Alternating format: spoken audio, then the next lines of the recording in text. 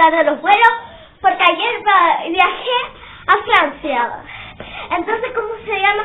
Y me dio la gana de hablar sobre los vuelos. Siempre te aburres en un vuelo, no tienes a nadie con quien jugar.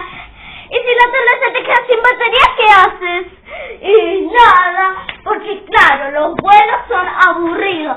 Y cada vez que te metes en un avión y viajas así, ya llegamos, siempre te aburres porque tu madre dice, ya llegamos en 20 minutos. En 20 minutos todavía no llegamos.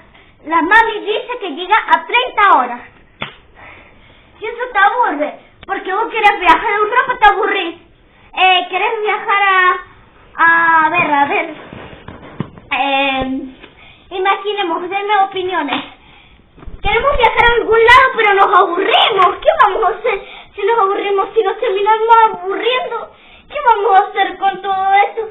Si todo eso de los aviones, tendrán que tener un televisor que puedas cambiarlo, o un control, porque siempre que vas en el avión, vas y vas así.